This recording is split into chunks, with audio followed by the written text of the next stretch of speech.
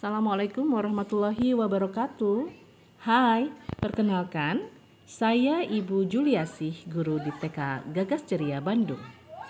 Pada tahun 2023, Transparansi Internasional, sebuah gerakan global yang berpusat di Berlin, merilis daftar indeks persepsi korupsi setiap negara.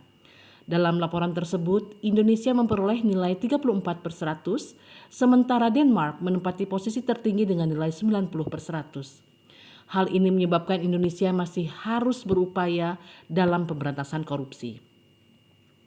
Korupsi sebenarnya dekat dengan pengalaman sehari-hari dan berawal dari perilaku koruptif yang sejak dini, apabila dibiasakan, dapat terjadi normalisasi perilaku koruptif dan berujung pada tindak pidana korupsi di masa mendatang. Hubungan antara korupsi dan karakter sangat erat, karena karakter individu dan masyarakat berperan besar dalam membentuk budaya etis dan perilaku sosial, termasuk bagaimana seseorang atau kelompok merespon godaan untuk melakukan korupsi. Pada anak usia prasekolah, pembentukan karakter menjadi hal yang penting diterapkan agar kelak anak-anak akan menjadi manusia yang memiliki karakter baik. Hal ini sejalan dengan 6 dimensi profil pelajar Pancasila dalam kurikulum Merdeka dengan tujuan untuk menguatkan upaya pencapaian kompetensi dan karakter sesuai dengan profil pelajar Pancasila. Hal itu sejalan dengan 3 strategi pemberantasan korupsi yang dimiliki KPK atau Komisi Pemberantasan Korupsi yang dikenal dengan Trisula Pemberantasan Korupsi, yaitu penindakan, pencegahan, dan pendidikan. Pada trisula yang ketiga, yaitu pendidikan, KPK membuat panduan pendidikan anti korupsi atau PAK. KPK pun menetapkan 9 nilai integritas, yaitu berani, jujur, mandiri, peduli, adil, disiplin, kerja keras, tanggung jawab, dan sederhana. Pada anak-anak usia dini, penanaman nilai-nilai yang baik dapat dikuatkan dengan keteladanan mulai dari lingkungan, keluarga, sekolah, dan masyarakat. Dan salah satu penanaman karakter bisa dilakukan melalui mendongeng. Ketertarikan saya pada dongeng membawa saya mendongeng dari taman ke taman, pesantren, PAUD di daerah, Car Free Day, bahkan ke penjara anak. Saya melakukannya di hari Sabtu, Minggu, atau hari libur.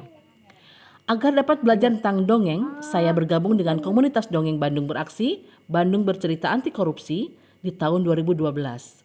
Bengkel Kriya Imut, dan Ayodi, Ayo Dongeng Indonesia.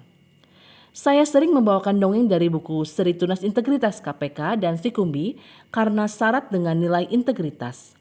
Namun demikian, saya pun menggunakan dongeng-dongeng kearifan lokal seperti Timun Mas, Malin Kundang, Si Kancil, dan Pak Tani, dan dongeng-dongeng tersebut saya kaitkan dengan nilai-nilai integritas dan dimodifikasi.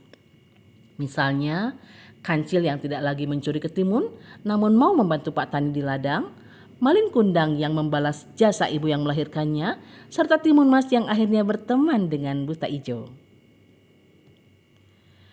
Karena kegiatan mendongeng itu, pada tahun 2018 saya ikut sertifikasi penyuluh anti korupsi. Melalui trisula yang ketiga, yaitu pendidikan, saya melakukan langkah kecil untuk menanamkan benih-benih integritas pada anak-anak melalui hal yang mereka sukai, yaitu dongeng. Bersama komunitas dongeng Yapi Yapo, ya penyuluh yang mendongeng, di mana saya menjadi ketuanya, kami memiliki program diari Dongeng Integritas untuk Anak Republik Indonesia yang dilakukan tiap bulan melalui live Instagram dan Zoom dengan peserta dongeng anak-anak dari Sabang sampai Merauke. Pada beberapa kesempatan, diari berkolaborasi dengan pendongeng anak dari Surabaya, Padang, dan Bandung, komunitas lain seperti Ayodi, Jarum Integritas, dan dengan Dongeng TV. Hal yang menjadi tantangan dalam komunitas Yapi Yapo adalah konsistensi penyelenggaraan diari dikarenakan dinamika kesibukan para anggota dengan latar belakang profesi yang sangat beragam. Selain itu, karena dilakukan melalui aplikasi Zoom dan live Instagram, maka jaringan internet berpengaruh terhadap lancarnya penyelenggaraan kegiatan diari. Keterlibatan dan kecintaan saya pada dongeng menyebabkan rekan-rekan sesama guru banyak meminta saya untuk berbagi dengan mereka.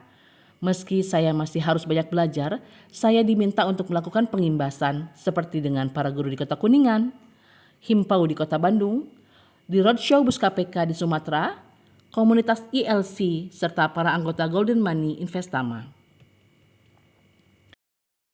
Sebagai guru dan sebagai pendongeng, apa yang saya lakukan ini merupakan satu di antara ribuan bahkan jutaan langkah upaya yang bisa dilakukan.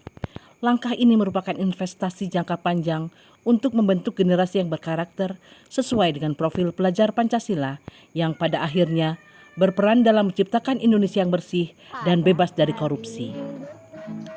Dalam setiap prosesnya, saya menemukan banyak social emotional experiences pada anak. Hal ini membuka kesadaran akan makna pentingnya pembangunan hubungan dasar dalam pengelolaan emosi yang akan membentuk karakter anak. Dengan begitu, anak dan guru dapat memperoleh wawasan yang cukup sehingga dapat mengelola emosi dalam suasana yang saling membelajarkan. Namun demikian, membangun karakter pada anak bukan merupakan tugas guru saja. Perlu kerjasama dengan orang tua, masyarakat, pemerintah, dan lingkungan.